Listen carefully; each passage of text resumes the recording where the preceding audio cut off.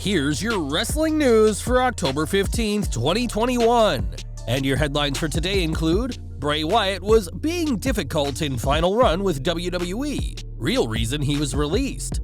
WWE scrapped December pay-per-view. TLC 2021 won't be happening at all. Vince McMahon has taken personal interest in NXT 2.0 fan favorite, huge makeover coming for him. They're not in denial. WWE is aware of major problem with its aging main roster. WWE may have accidentally revealed 2022 Men's Royal Rumble winner.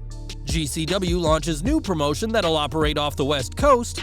Bill Goldberg gives update on injured knee ahead of Crown Jewel rematch with Bobby Lashley. We are kicking off today with WWE, who released Bray Wyatt this past July, a decision universally condemned by fans.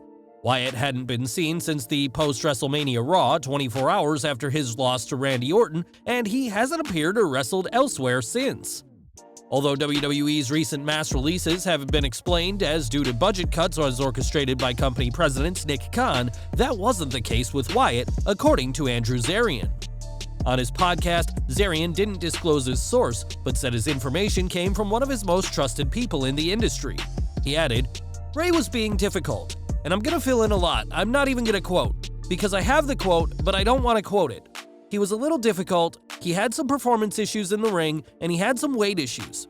I'm not saying that that's the reason. I'm not going to say that's the reason, but you can kind of piece things together.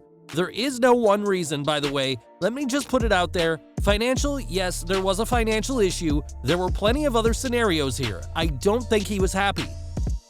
No one thing led to Wyatt's release from WWE, but it was a series of issues that led to WWE cutting ties with him. And we'll have to see where the former Fiend will go next after being branded as difficult during his final run working for Vince McMahon.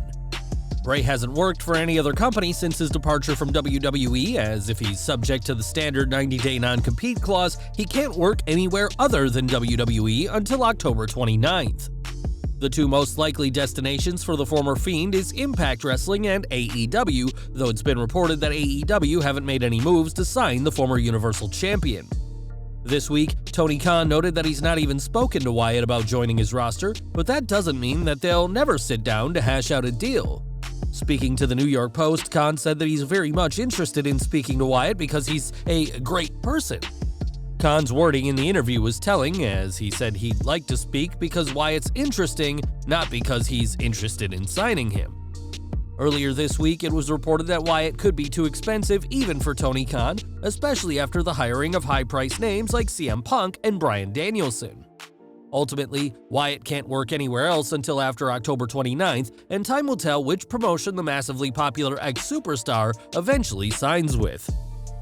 Later this month, WWE will return to Saudi Arabia for their Crown Jewel event, but the company is already building towards November's Survivor Series. The annual event will once again be a Raw vs. SmackDown event, but this year will also serve as the last WWE pay-per-view of 2021. On Wrestling Observer Radio, Dave Meltzer explained that WWE won't have a December event this year, as they believe that the New Year's Day special planned for Atlanta will serve that role instead. WWE had originally planned a December pay-per-view at Chicago's Allstate Arena on the 12th, which, given the past several years, would have likely been TLC. In an update from Fightful Select, it's noted that WWE has been aware of how close TLC would be to the January 1st event named WWE Day 1, and the decision to nix the December pay-per-view was made over a month ago.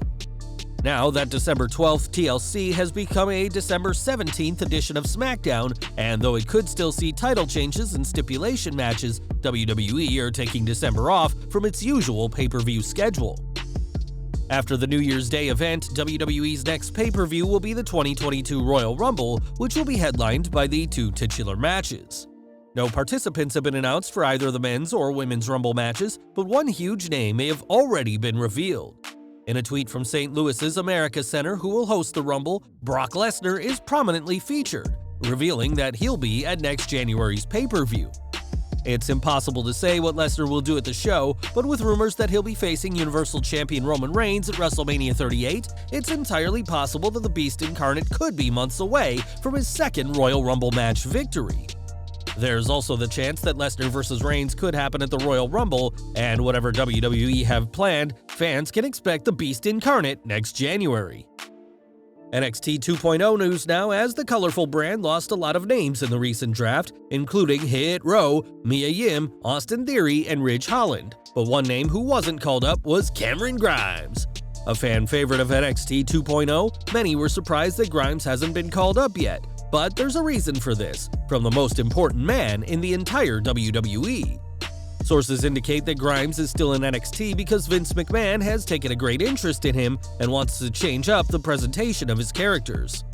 The makeover will reportedly come in the next few weeks in what will be the latest change for the man who earlier this year became the richest man in NXT. On this past Tuesday's show, Grimes was speaking with Grayson Waller in the hopes of finding a girlfriend, and with Vince McMahon showing an interest in the former $1 Million champion, Grimes can expect a makeover, a lady, and a lot more in the coming weeks. Speaking of NXT 2.0, Santos Escobar has been with the brand for some time now and is a former NXT Cruiserweight champion. Given that he said he's never even met Vince McMahon yet, his place in WWE has been the topic of speculation for some time now, but his overdue main roster call-up is a long way away. During Wrestling Observer Radio, Dave Meltzer and Brian Alvarez discussed Escobar, with the latter saying he's a great worker, can speak English, and could be used to market to a Hispanic audience. Meltzer responded that WWE had that intention when they first signed the former Cruiserweight champion, but said how he's not big and he's not young, and that's put WWE off calling him up. At 37 years old, a decade older than some names on the main roster, Escobar is one of the older names in NXT, and WWE are only likely to use him less than the colorful brand the older he gets. Escobar himself has put feelers out for a main roster call-up, saying he'd love to have Legado del Fantasma feud with the Bloodline upon his arrival on SmackDown, but it's ultimately not his decision what WWE do with his future. At 37 years old, Escobar is one of the oldest superstars in NXT 2.0, but he's not the only name who's getting on in years. After all, WrestleMania 37 opened with a 45-year-old WWE Champion Bobby Lashley defeating Drew McIntyre, and Night 2 concluded with Roman Reigns defeating the 40-year-old Daniel Bryan and 47-year-old Edge. Crown Jewel will see the returns of Brock Lesnar, who's 44, and the 54-year-old Goldberg, as WWE has an old roster, especially in its main event picture. Speaking on Wrestling Observer Radio, Meltzer explained WWE's age problem and said that this is something WWE certainly know about. They're very much aware, and far more than just aware, they are very cognizant of the idea that they get a lot of 40-year-olds on the main roster, and that's one of the reasons why NXT has changed so much. They feel that they got to get some guys in their 20s and get them ready for the main roster. They are aware, it's not like they're in denial. On the most recent NXT, fans saw WWE's youth movement, with Braun Breaker, Ivy Nile, Julius Creed, and Von Wagner all under 30 years old, and the company is more than aware that they need to start pushing younger stars to one day replace the aging main roster. Game Changer Wrestling now, as the company has been active since 1999 and was renamed GCW in 2015, and has now launched its second promotion. In a statement, GCW proudly announced the launch of LA Fights, a second promotion for GCW operating on the West Coast. Promoter Brett Lauderdale called Los Angeles a second home for GCW and said that the idea for LA Fights came after GCW returned to the city in August, selling out all 3 of its shows, including their upcoming event on October 23rd. LA Fights will launch on Sunday, November 28th at 3 p.m. and will happen at Don Quixote on Olympic Boulevard. The event will stream live and for free on the GCW YouTube page, and after the success of GCW, especially in recent years, Lauderdale is hoping for the same success for LA Fights when the new promotion launches next month. Over to AEW, as Tony Khan has had a lot to brag about given the success of his company, which has been around for just 2 years. This Friday, AEW Rampage and SmackDown on Fox will go head-to-head, as the final 30 minutes of the Blue brand will overlap with the first half hour of Rampage. Both companies have pulled out all the stops to coax fans, with Rampage offering a huge card, including CM Punk vs. Matt Sydal, while WWE have confirmed their last 30 minutes will be commercial-free. Speaking to the New York Post, Khan discussed the commercial-free final half hour of SmackDown and threatened to do the same in his own bragging way. "We can take the commercials out of it. If you want to take the commercials out of it, I can do that too. It doesn't seem very civil, but I have more money than they do, so I can afford to do that longer than they can."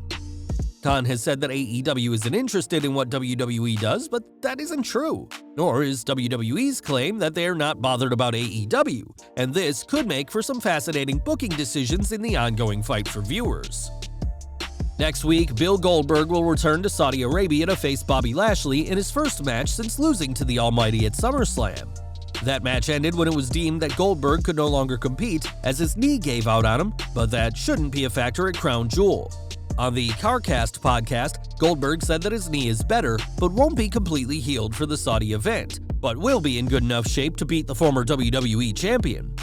For what it's worth, Goldberg is the favorite to win next week, having lost his past 3 matches in WWE, and fans can expect the former Universal Champion to fight through his hurt knee and beat the Almighty next Thursday. Well guys, that's our news for today. Please share your comments below.